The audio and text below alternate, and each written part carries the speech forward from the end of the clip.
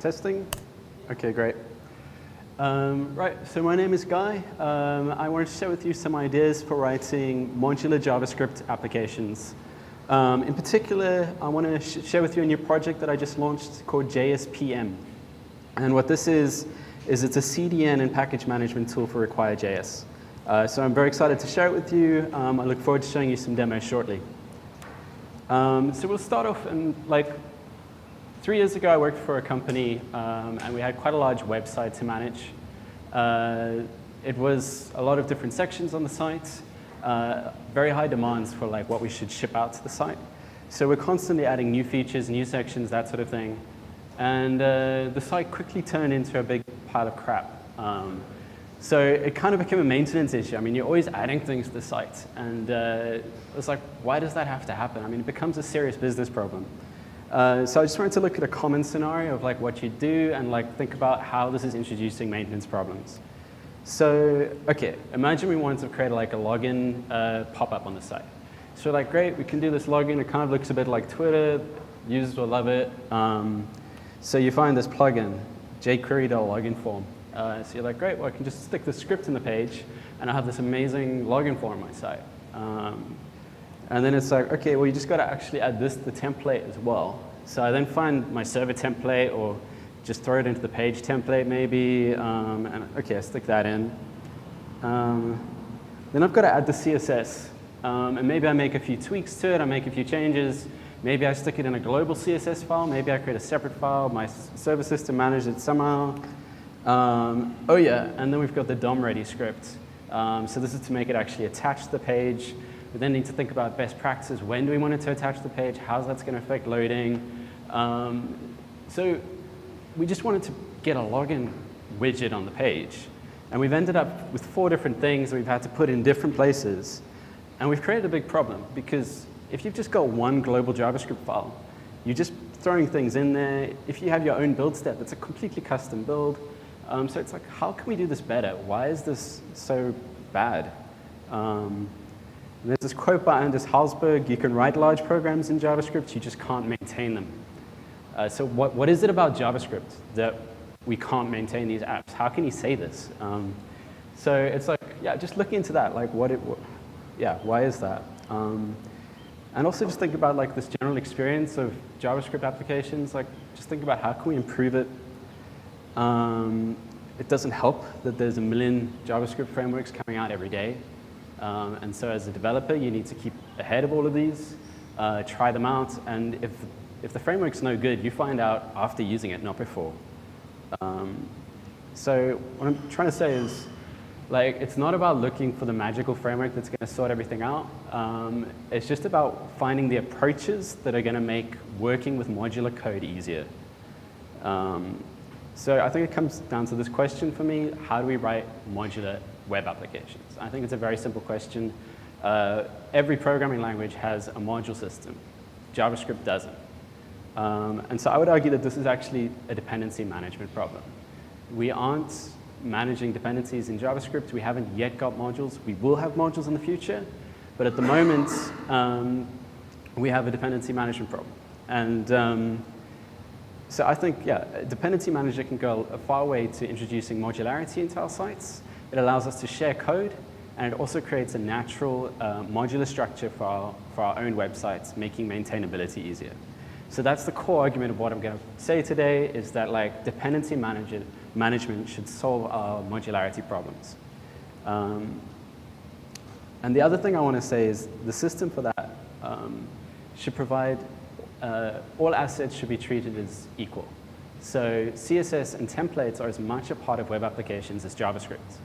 So whatever system we use for dependency management should treat them as equals in that process. So RequireJS, the reason why I use RequireJS is because it's the only system I know of today that can handle all of those assets in a single requiring system. Modular CSS is quite easy to manage with the plugin system. It also has a polyfill path to ES6 modules. So if you're worried about writing RequireJS modules today and you're thinking, well, is this really how modules are going to work in the future? ES6 modules, it'll be possible to actually write ES6 modules, load them with RequireJS, and then compile them down into JavaScript in old browsers. New browsers, you'd be able to use ES6. So there's a kind of a path there. It's still being worked out. The main reason why RequireJS is good at that is because ES6 has a dynamic module loader. So it can actually dynamically request modules during the runtime of the page. Now, if you're using a technique like Browserify or something like that, it doesn't have a dynamic loader yet. It may well in the future. But at the moment, RequireJS is the only one that can handle all those edge cases. And then we've got these two other benefits, and that's that it naturally supports dynamic cross-origin loading, and that may sound like, great, who needs that? But you'll see in a minute, it's pretty cool what you can do with it. And then there's no build necessary as well. So I can actually just start using RequireJS. I don't need to install a million build tools just to start writing modules. Those are benefits, they're niceties. They're not core reasons for using it. Alrighty, so now I can show you JSPM. The website is jspm.io. You can check it out there as well. But I'm basically just going to show you some demos of what you can do with it.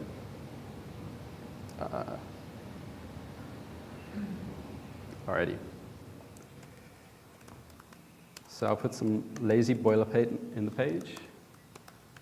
Is that big enough? Can you all read that okay? Yeah. Cool, okay.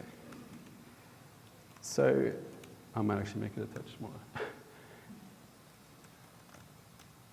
I just need to put this one script in the page, and that's loaded in the JSPM version of RequireJS. So it's basically, it's a CDN. It hosts RequireJS.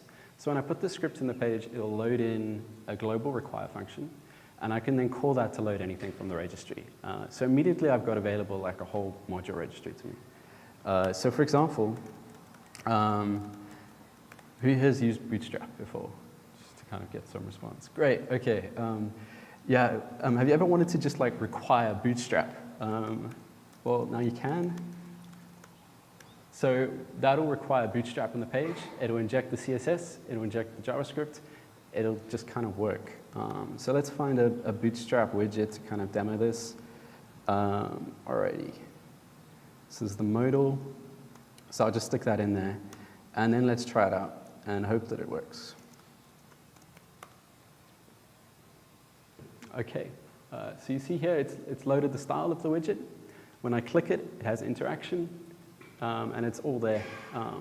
So it's been able to load a dependency managed version of Bootstrap. It's loaded jQuery. It's injected the CSS from Bootstrap. It's done it all in a dependency managed way, built on the principles of RequireJS, so it's not just like some hack. It's kind of cool. Like you can share this stuff with JSBin even, because of the fact that it's not relying on any local files. I'm just writing a single HTML page. Okay, you might have noticed though one thing. When I first loaded the page, there was kind of a flash of unstyled content, which is like not ideal. JSPM also comes with a sync require to avoid that. And basically what that'll do is it'll keep the page loading while it loads all the scripts, and then it'll eventually show our widget. So now you see it doesn't show us anything, and then it shows the widget. This is only a development problem because when you build, all the scripts are going to be in the head of the page anyway. It's only during development that we're loading these scripts as we need them. To show you what's going on here, if you look at the network tab, it's actually loading various dependencies behind Bootstrap. And so this is the kind of dependency management process going on in the background. Now, it might look like there's a lot of scripts being loaded, but when we actually want to go into production, we build all these scripts into one. The reason why there's a lot of scripts is because we haven't done a build yet. And that's what allows us to just start writing stuff immediately into the page. All right. So what do I want to do next? Okay. You might look at this and think like it's a nice little toy, like it's a nice way of kind of playing around with Bootstrap and that sort of thing. But it's actually a fully featured package management system for the browser. I can actually, say if I want to go into production with this basic Bootstrap page, the question is, how do I get a single script into the head that's going to contain Bootstrap, its CSS, everything, so that I don't need to, basically to do my production build for me. And JSPM comes with a command line tool. And with the command line tool, I can actually download everything and run my own build. So I'm just going to show you that quickly. Okay. So I'll just make a, yeah. So the command line tool is installed with npm install. So it's just npm install jspmg, and you've got it as a command line tool. I can then create a Bootstrap application. And what this will do is just create a basic folder structure, give me a basic index, and RequireJS and configuration file. You can use your own project structure as well. So if you have a separate configuration file in your own project-like structure, you can just link it into that. It then gives me access to the install. So I can go jspm install Bootstrap. And what that'll do is it'll go and fetch all the dependencies that are needed to run Bootstrap. So it's fetching the CSS injector, it's fetching jQuery, and it's fetching Bootstrap. It's version managed. The dependencies are all version locked.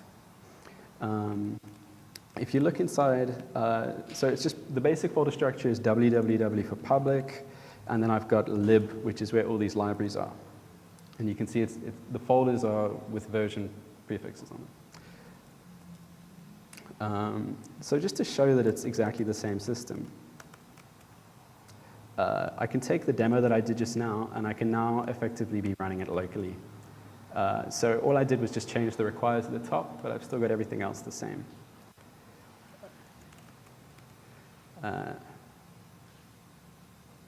Oh, that's not good. It's never good. What did I do wrong? Anyone? I didn't require Bootstrap. That would help. So I wrote the same require as I would have written exactly when I was running off the CDN, and that'll do the require. So now it's loading Bootstrap, it's loading jQuery, they're all running locally. Is that clear to everyone? Any questions at all so far? Or? Yeah. Okay, cool. So now I want to do my build.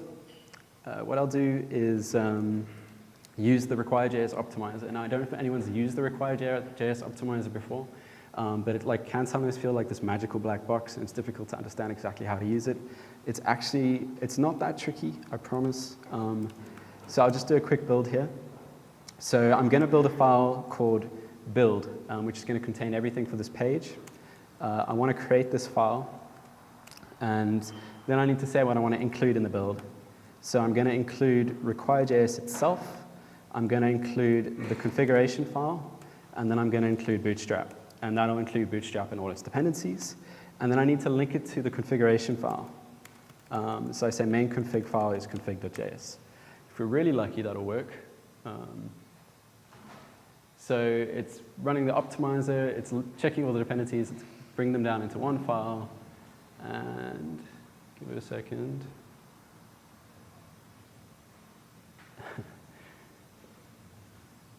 There we go. Okay. So you see, those are all the files that it's basically just compressed into one JavaScript file, this build.js. So now these scripts at the top of the page, I can just replace that with build.js. And everything should then be loaded from one single file with any luck. If you now look at the menu, the network panel, you see it's just loading build.js, and that's injected the CSS, all the dynamic functionality, jQuery, everything we needed for the page. So that is JSPM. Yeah. Cool. So yeah, to explain, yes, sorry. How do you get your own documentation into JSPM? Anyone can publish to it. If you go to jspm.io, it has instructions on how to publish a module. It's a completely open registry. Okay. Yeah. What if you don't want to have, like, your something open to be still? If you don't want it to be public. Yeah. I haven't got there yet. I literally just released it this week. So I didn't even know if I was going to be able to talk about it today. So it's great that I could. But it could certainly be a feature. And I mean, I'm really open to suggestions. It's early days yet. So any feedback, yeah, please chat to me. What's up with the create flag? Does that mean if the file already exists, It's for building in RequireJS. So the create basically said I was creating this build file. It didn't already exist, so I had to tell RequireJS to make build.js. So if the file exists, I'm asking, I guess, do you have any provisions for that? Let's say maybe at the time of the build, that it maybe backs up that. say I'm doing like AD or something, but I'm still using your CDN. See what I mean? Like, So you mean some scripts from the CDN, some scripts not, or? or maybe they're both on the CDN, but maybe it depends on version. Let's say maybe I did a pull, have a new tag, and it appends it. Like if I'm rebuilding it and it already existed, it could be cool. Maybe it's not in your space. But Yeah, so it's kind of, there are ways of sharing scripts between the CDN and locally. There are ideas of also being able to have a CDN for production as well, and that's also something I'm looking at. For now, you have to go to a local install. So the workflow is pretty much, you work with the CDN, you can just require things as you need. I mean, I've got Ember on there, it's got jQuery. It's just a few modules at the moment, but any module could be published on. And then you move locally, you do a build, and then that's it. I mean, but you could also have different build variations. All right, so the thing I want to look at is how do we write code so that we maintain this modularity of components. So I really like this idea of modular CSS, modular JavaScript, and modular templates. How do we go about doing that in our apps, and how can we use it to modularize? So the things we want is we want just a single require that's going to load a widget, just one require statement. When we make that require statement, it should do CSS injection or less injection. It should compile our template, and it should work without a build. So I'll show you how to do that. Create a new file. So I'm just going to run off the CDN again.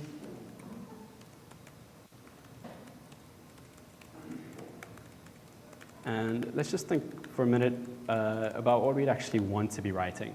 What I'd like to be writing is just require a widget, and then I want to be able to render it into the body of the page. So let's say we didn't like Bootstrap's modal, and we're like, okay, we can build a better one. So I want to just say require better modal, and then once I've got it, I just want to render it into the page. Now, there's lots of ways of going about the rendering process. I'm just going to show you the method I use, which is to provide a render function that just outputs HTML. So we assume that there's some widget. It's just a JavaScript object. We require it, and then we just run a render function on it, which returns the HTML, which we put into the page. So it's pretty much as simple as rendering can get. The other thing is, it isn't currently on the CDN. I'm going to be developing locally. So to indicate to the require system that I'm doing a local development, I'm just going to prefix a local path there. All right. So modal test.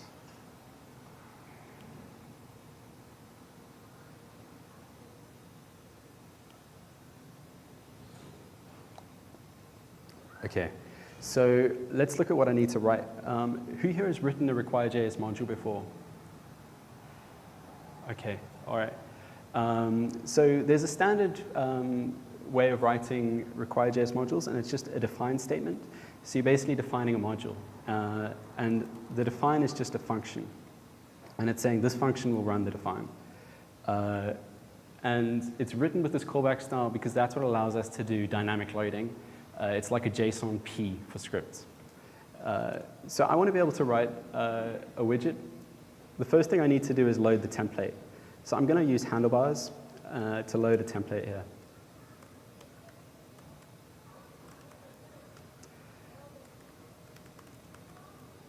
And then we want to return the template as our render function. So basically, we've used the handlebars plugin, which is available on the CDN. That is dynamically compiling the handlebars template on our local system and then returning the template function. And then we're just returning that function as the render property on the object. So it's like that's what our widget is. It's just rendering this template. So I'll save that. And then we need to just write a handlebars template. I've got a basic one here. It's just standard handlebars code.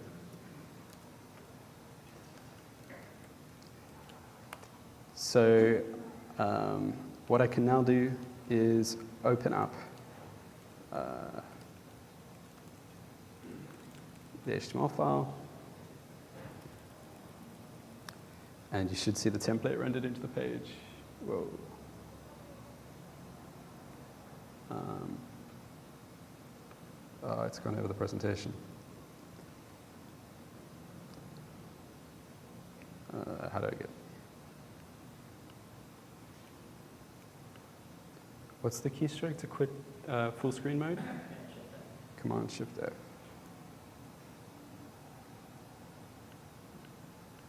Okay.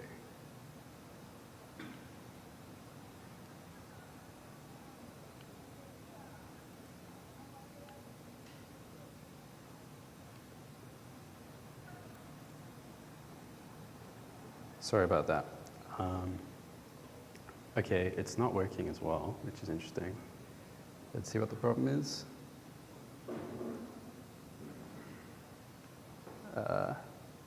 Aha. Okay. It's looking for modal.hbs, and we don't have a modal.hbs, we have a better modal.hbs. So I'm going to move it across there.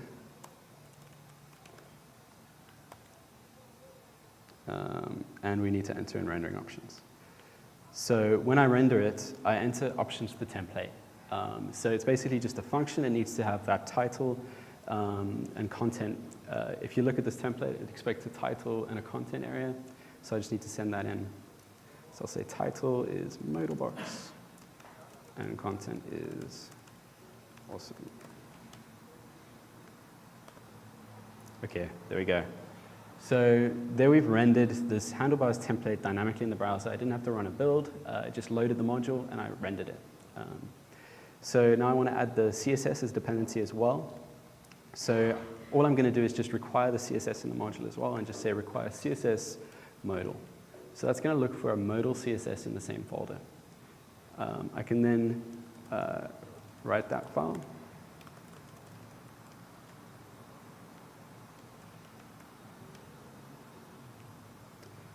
And there we've got a widget that's been rendered modularly into the page. The cool thing about this is the widget is now just those 3 files, and they're completely portable. So I can put those files on the CDN, and I could be requiring this modal box off of a CDN and just rendering it into the page. So it's completely modularized that development, and it works with builds naturally. Just like we were able to build Bootstrap. You can do the same thing with this. It'll inject the CSS into a single script tag, everything like that. Any questions on that so far? No? Okay. So that's pretty much the modular widgets. The other thing that you might want to do is server rendering, widget hierarchies, and widget communication. So if you've got a client app, you need to be having these widgets talking to each other. There needs to be event listeners happening between widgets. And that's basically what ZestJS provides. So ZestJS is a renderer of widgets. And what it does is it basically will render widgets written in the format just like we've written, and then also allow them to be rendered on the server. So I can show you a very brief demo of Zest. I'm sure you all can read, so check out zestjs.org to read more about it. Okay. So basically, instead of just running the render function, I'm just going to load Zest, which itself is sitting on the package management system. And then what I'm going to do is just say zest.render better modal with these options, and then into the document.body, and that's all I need to type. So it does exactly what we just did. It runs the render function, and it then turns that HTML into DOM tags and puts them into the container. But it does it in a way that we can it looks a bit nicer, I think. It also offers a lot more features, like rendering widgets inside widgets with regions. And you can also do a lot of other cool stuff, the server rendering, that kind of thing. So we can just have a look at that.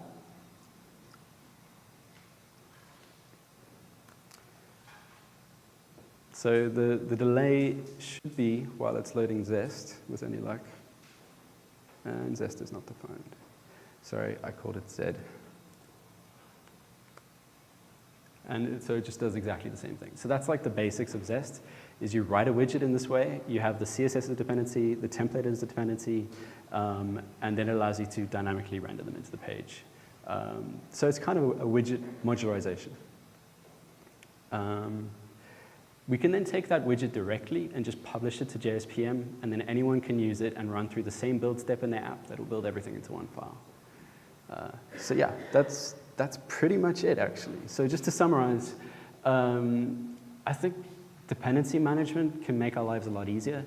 Good dependency management, and the big thing about dependency management is being able to agree on a standard, because it only benefits us if enough people are using it that we can share code.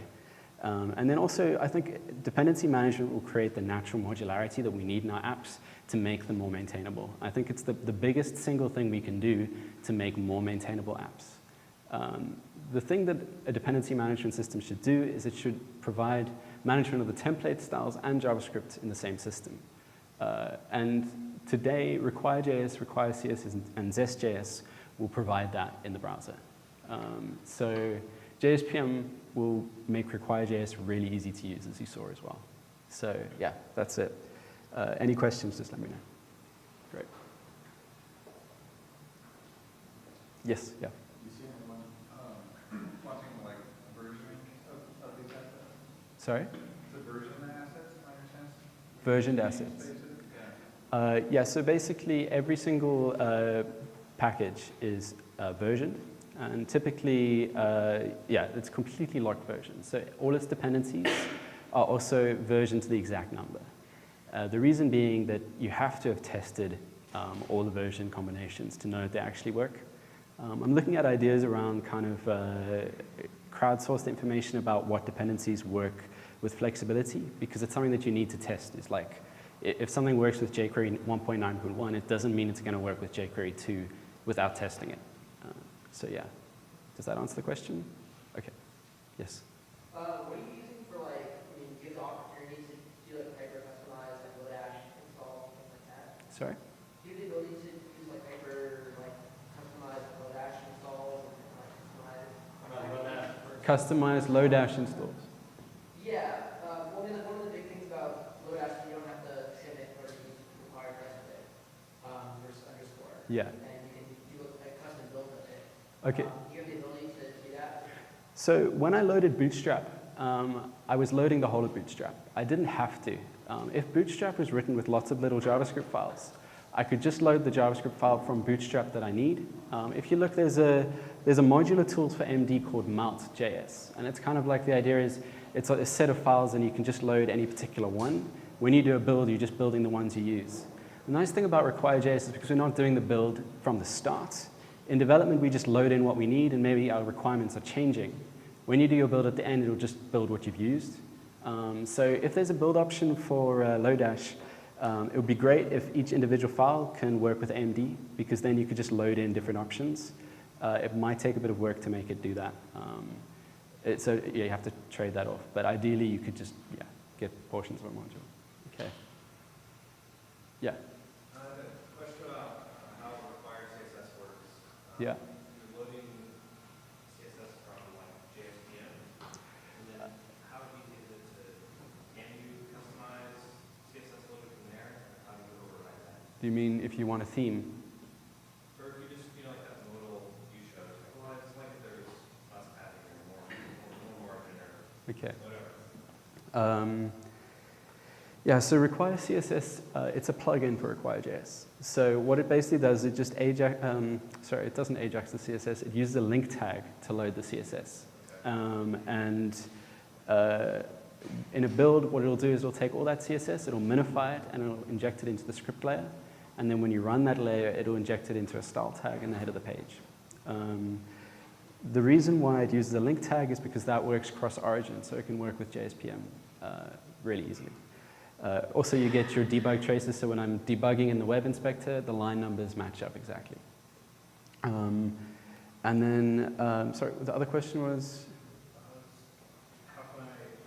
How you customize, yeah. So to customize CSS, the idea is we now have modular CSS. So think of it like objects. If I'm extending an object, I load the previous object, and then I write the overrides. So the same idea can apply to CSS. If I wanted to take Bootstrap and make a version of Bootstrap that was an adjustment to the existing theme, what I would be doing is I would be having an app CSS file which overrides some of the Bootstrap CSS. It doesn't mean that I'm actually rewriting Bootstrap CSS in the background. I'm just overriding it. So it's kind of a modular approach like class extensions. And you can do that either through imports. If you wanted to just extend a CSS file, you import the previous and then override it. Or you can do it through just requiring another CSS file. Does that make sense? Yeah, that makes sense. Cool. Yeah. So kind of to follow up on his question, where do you attach that CSS? Because I know that most browsers, they parse and then they apply the most recently declared rule if there's Good point. overlap. Yeah. So how do we make sure that our overrides Yeah. aren't getting overridden? Yes, ideally, if you think about it, it's the same thing that RequireJS does for JS files. So it says you're not going to have ordered JS files on the page. Write your JS files so the dependencies are explicit, and then everything else follows from there. So it's the same idea for CSS. You basically write the CSS file, importing the file that it overrides. And then you make the overrides override through CSS specificity. So basically, if I've got an application page and it has an ID on the body, I would override for my application ID, or I'd have a theme name class on an outer container div, and I'd style based on that specificity, if that makes sense. Okay, how are we doing for time? Yes? So on that Zest layer, I guess you're bringing in 2 modules from JSPM.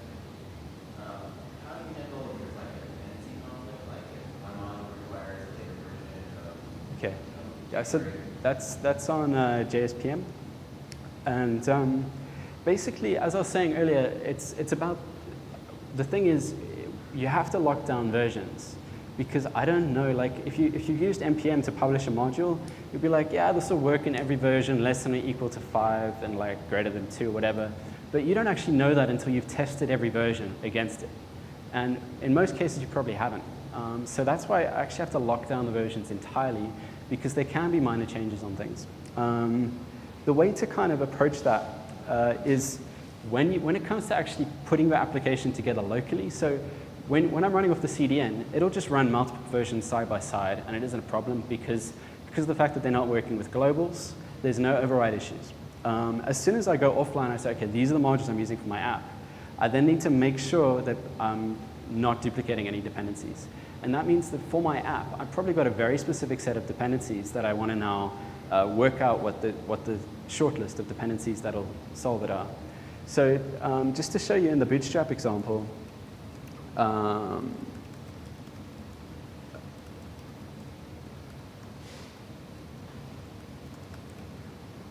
when it injects the configuration, it creates this file called config.js. Now, this is the part of RequireJS that everyone seems to get caught up on, and this is the big thing that JSPM does for us, is it injects all this configuration. So when modules were published to JSPM, the configuration came along with them. And you'll see when I require Bootstrap, I'm actually just requiring Bootstrap 2.3.1. And then if you see, there's a map config for Bootstrap 2.3.1 saying that's using CSS version 0.0.2. Now, when I'm testing my app for running my own build, I can say, actually, I only want CSS 0.0.3 in this page, so I'm just going to override every instance of 0.0.2 with 0.0.3, and then I only have one version being built in. So I can kind of do a manual test of this process myself at the moment. That's on one, right? That's on, that would describe one set of dependencies. But if you have 2 different modules, then they each have. Okay, yeah, so imagine if I had something like Ember 1.0.0, and this was dependent on like jQuery. So if it had written that in, what I would do is I'd say, okay, well, which one do I want to use?